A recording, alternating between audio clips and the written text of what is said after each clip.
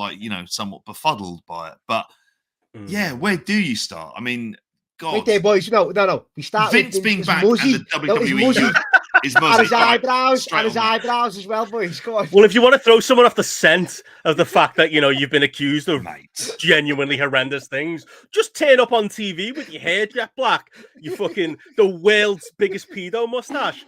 And, like, worse than the mustache, it's the eyebrows. The eyebrows are bad. What's going on with those eyebrows? He looks he already looked like a spitting image puppet, JP, like before he came back last time. Not to make him look like an innocent man, like the absolute state he's been turning up on CNBC and the likes this week, looking like fucking hell.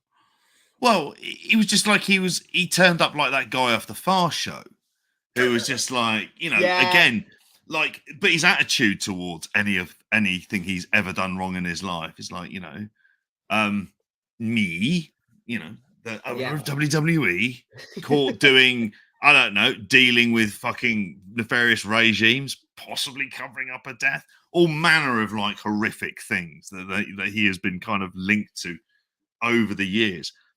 And, he's back and he doesn't give a shit. And he's played the monster of a Logan Roy power play by effectively, like, he's come back stronger.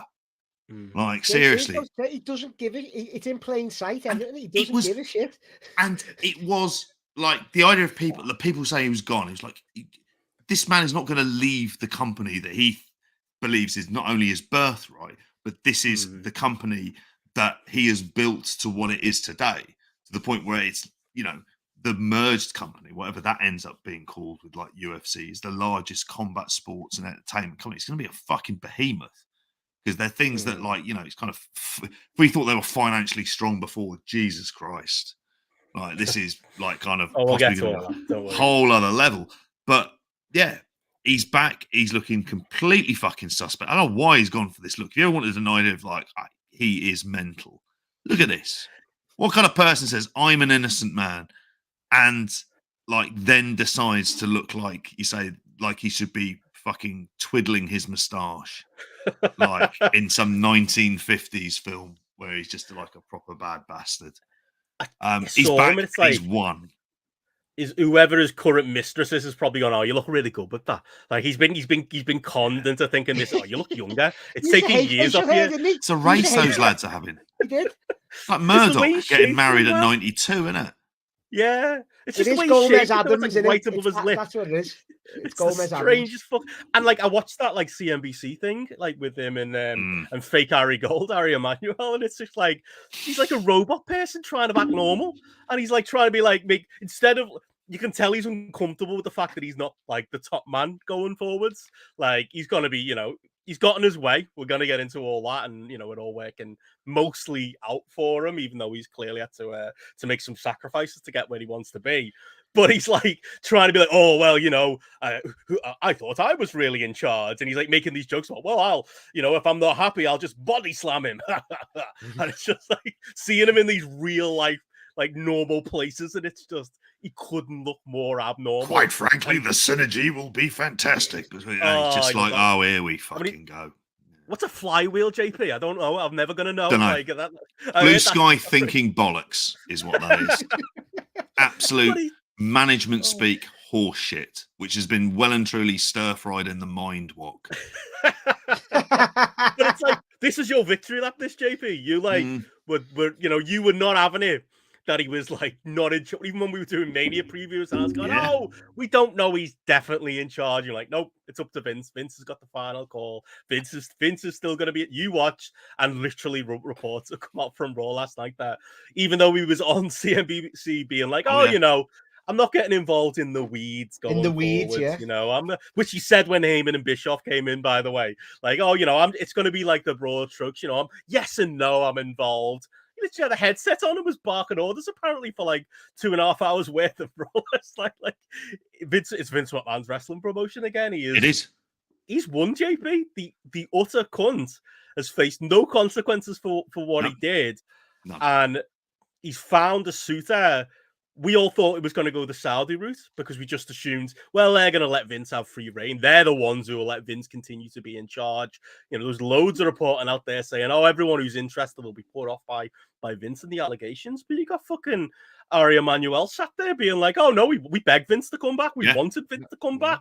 And they're going to Vince, oh, you know, did they have to talk you into it? And he's like, oh, not really. Because he was never fucking gone. And this is what this is all about. You can talk about it like it's for shareholder, you know, whatever, and it's for the interest of the company and whatever. No, this is all the interests of Vince, and it's transparent, like Matty just said. It's there for everyone to see. It's black and white, unapologetic. Vince just fucking being like, yep, what are you going to do about it? Dick Dastardly, there you go, Mike. Yeah, he is. Oh, Dickhead Dastardly is what it should be. What a cunt. It's the idea that like he's not as part of the creative. He is the creative now, and there were signs over this weekend where like you could see that, and especially if, unfortunately, like I did, watch Raw early this morning. Just think I'll sit through this. I had to skip through some stuff because I went, this is shit. Like, why am I watching Omos and Elias with these entrances and everything else? And the Irish bloke does my fucking head in, like the ring announcer. He just says 2FM DJ in Ireland. Commentator, that's Kevin Patrick. Yeah, it is. But they were weird. The language, championship opportunity was like big into the mix, was like for this mix. And there are these kind of things before the reports. And he's changing loads of stuff on the fly.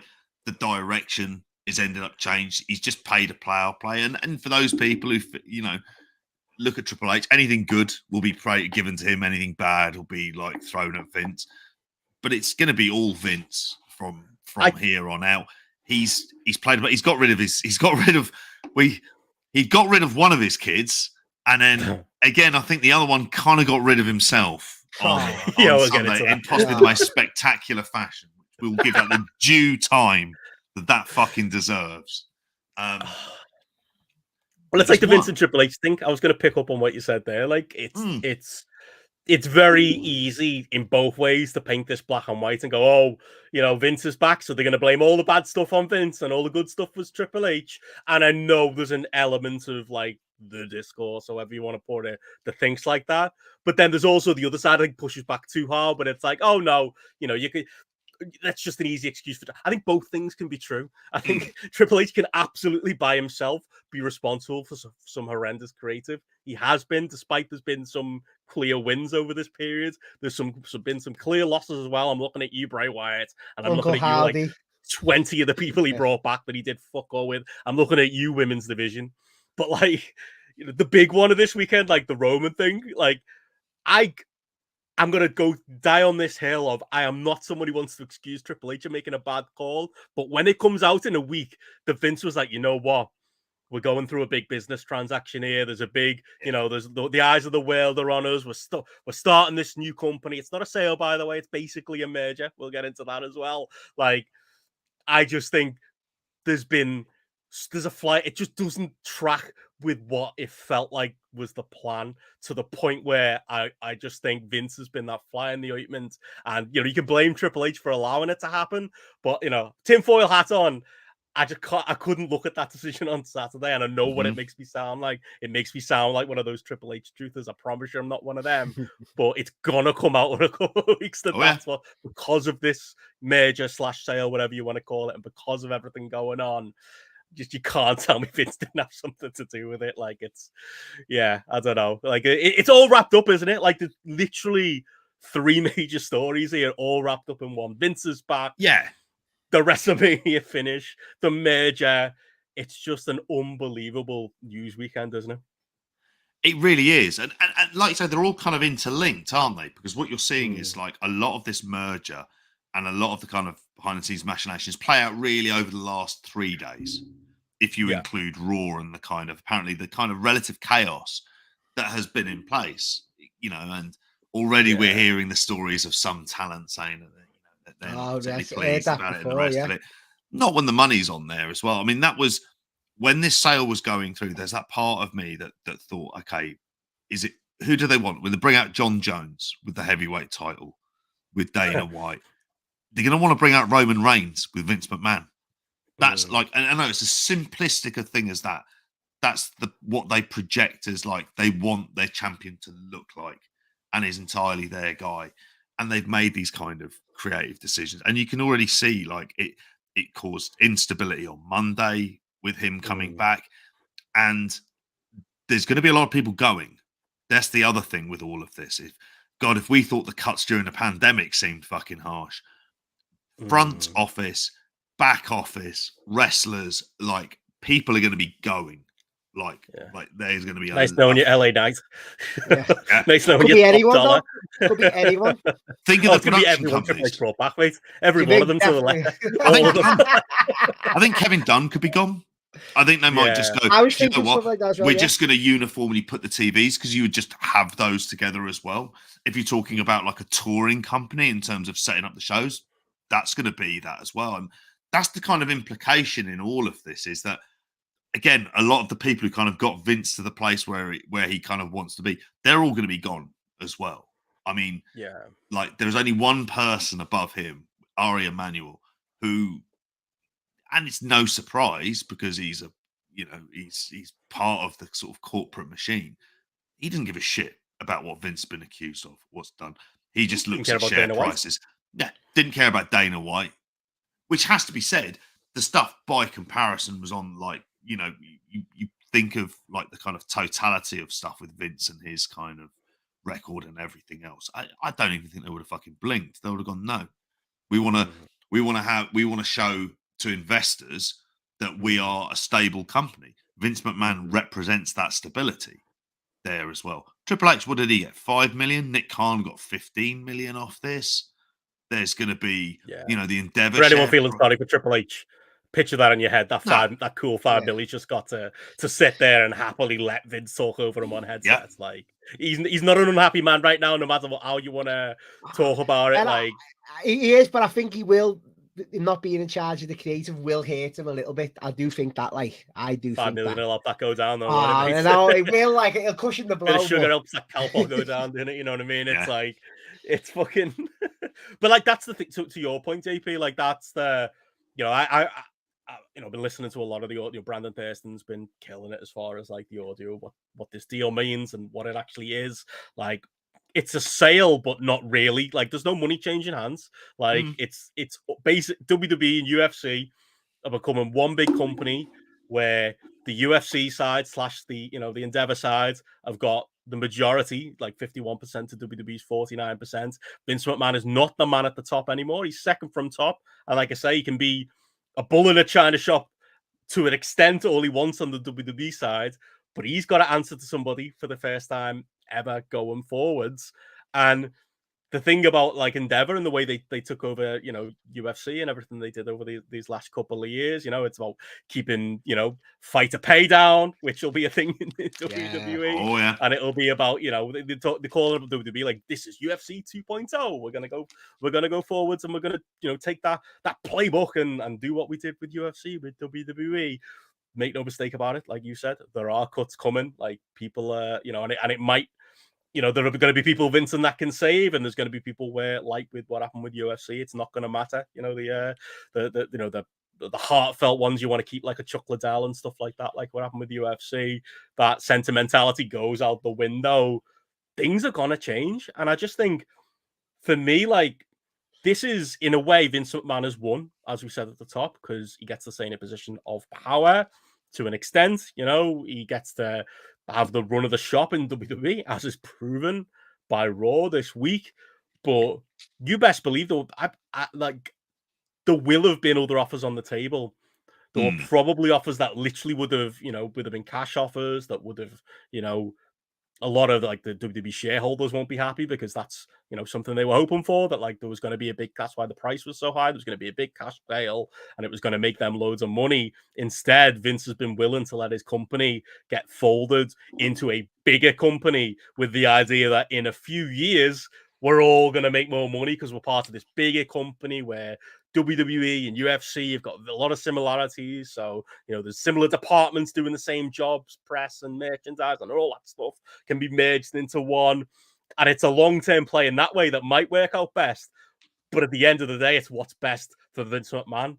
And it's what's the best of maybe even a bunch of bad options on the table for Vince McMahon, because he was asked the question on CNBC, JP, about like how, did, all the allegations against him, fair play to them for asking, cause all to move quicker? Did it cause, this to happen? He's like, oh, no, I was always looking at this. Fuck off. No way. No way. Vince McMahon is, to get what he's wanted and to still win, he has had to sacrifice, and he's given up the fact that, going forward, this isn't going to be a McMahon company anymore, JP. Those voting shares he had, they're gone. So it's not going to be like, we can overpower everybody going forwards as far as voting goes. You look at the effects, he doesn't give a fuck about, Triple H is getting his $5 million. Stephanie and Shane, the idea of either of them, specifically Stephanie, ever taking over one day in future, that's not happening. That's not happening going forward. He's given up, it being passed down from his dad to him to potentially his kids. Nope, of course not. He's gone this route now. Like, this is Vince McMahon is the winner, JP, but it is still more complicated than that. And there's a lot of losers here, and there are going to be big winners, including Vince and including the Endeavor lot. But yeah, it's it's caught me by surprise as the way it's gone, and yeah, it's absolutely wild, and we're going to be seeing the effects of this going forward in lots of ways. And one of the biggest effects is going to come around to the rights deals. That's the thing I was thinking, because now you're at the point where, okay, so one of the things that's been sort of brought up is what is going to change in terms of perhaps the product and the relationships. Well, the big thing that UFC did was they sold like the rights to their pay-per-views for like ESPN Plus. Yeah. So, and they're like $100 a time. I don't pay them, obviously, and we don't pay for the vast majority of them. Well. Yeah, we don't pay for the vast majority of them. The thing that they've done is the ticket prices are ridiculous. And you would have seen it if you tried to get like for UFC London. We're talking thousands of pounds. It's not going to happen. And the fact of the matter is, it's made them a fortune. They made like $1 billion last year. It was the most profitable year. And this was a company where it's like, they carry like around $5 billion worth of debt, but it is a company, like I say, that's got like revenues of over $1 billion a year. So, and it's seen as something that grows and it sells out. The pay-per-views sell out. Generally, the buy rates, like it's got that core audience of like 250,000. And we've seen with AEW, there is an audience to pay it, not like 800,000 or any other mad things to say that, but there's an audience that'll pay for those pay-per-views. Good numbers. Not telling me that there isn't 200,000 people who pay for a WWE pay-per-view at the moment, particularly if they're putting bells and whistles on stuff like the odd kind of stadium show, and like where there's more of those, like they're much more event sounding around, like particularly SummerSlam and Royal Rumble we've seen in recent years. But even the Backlash in Puerto Rico with Bad Bunny, Money in the Bank is over here. Money in the Bank stadium, is over, but it's like a gimmicky like. And they won't be able to. All of those will go into pay-per-view, and the idea will be like there'll be those people who say, well, they won't pay, it's not going to happen, it's piracy. There will be people who do, and enough of those people will exist, and they will make enough money from it, because they did it with UFC, where it just becomes like a kind of a premium thing. And like the idea of devaluing the pay-per-views and other stuff, they'll pretty quickly get round to the idea of what this is worth. My thing is, even after 10 years. Yeah, with this. So like you've kind of got that. I mean, there's going to be the kind of, like you wonder what the situation with the rights deals are going to be, because obviously they've got deals in place with ESPN's owned by like Disney, ABC, isn't it? So like they're going to be leveraging off these large like content producers. Like they're going to be like leveraging off where exactly they're going to go, which networks are they going to be able to go on to, because suddenly they're just going to carry that bit more weight into negotiations. So the next TV deal is going to be a behemoth. I do think it's worth mentioning as well. I think if the next TV deal is behemoth, I think there's going to be a knock-on effect for AEW. There'll be the idea, okay, we can't have this thing, which is such like a monster of a company, that in fact they look like good value at the relatively lower cost. So I do think there is something about that where they'll look at a company like this and go, it's really great. Okay, what's the number two? And you kind of go all the way down to like a kind of like an AEW. I think for them, this is the kind of thing that might inadvertently help them in the rights deals. Definitely. And as Andy said, obviously they're locked into the Peacock deal for the next 2 years, but I could see them selling that to Peacock, just add on like with the ESPN Plus thing, you pay for your subscription, but then you get, pay-per-view on top. Or maybe it is something happens 2 years later. It's happening either way, like James says, $80 for an hour plus of dead air. There is that too. But like that gets into the creative side of it, like, and like the Vince side of it, it's like, that's there's money to be made there. So I understand Endeavor seeing, okay, we're valuing, they valued it, at like 9 billion, which feels like an over evaluation. We'll find out when, it goes to the stock market and stuff. But it's like, are they, like, they're banking on the fact that, bringing Vince back is going to be worth it, that it's not going to cost them these deals. They must be confident of that from like a reputational point of view. Like, I wonder, if another Vince allegation comes out anytime soon, like what their reaction to that will be, and whether that, Vince does remain in place. But like, there's that side of it, whether bringing Vince back is worth it. But there's also the creative side of whether Vince is worth it. That's like, me, as a hardcore WWE fan, Matt, like if you seen people be, whether rightly or wrongly, like seeing people be this positive about WWE. Right. And yes, as we said at the top, Triple H maybe gets more credit than he deserves in some cases. It isn't easy to be like Vince is the bad guy, Triple H is the good guy or whatever. But there is a general good feeling around the product that has clearly led to a big WrestleMania. It's led to the big show with Sammy, an Elimination Chamber. It's led to big TV ratings. It's led to hot characters, 2 hot baby faces, which we're about to talk about. And it's overall, I think the agreement is, whether you agree on the degree of it, the creative has been better all this longer. Now, like I said earlier, Vince McMahon's going to be a bull in a china shop, and like, is he going to obliterate all that good faith the people have, Matt? He's probably gonna though, Ben. And as you say, I take more of his. Well, I can, what's the word I'm looking for? Yeah, like I've been a fan for that longer, like a diehard, as you say. So I'm used to it, per se. You know what I mean? And I know high tolerance level. Yeah, that's it. That's what I'm looking for. No, but there's certain stuff which. I don't like the constant rematches that he used to do, little stuff like that, which does my head in. And Triple H has stayed well away from that.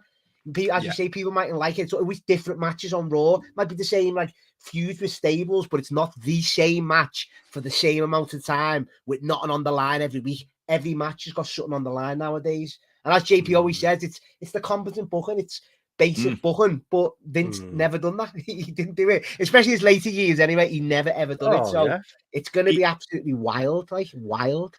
I turned up to Raw and ripped up 3 scripts, and like, I can't believe it, man. With production people like getting handed like new scripts during the show. Back to that, like that's where we are.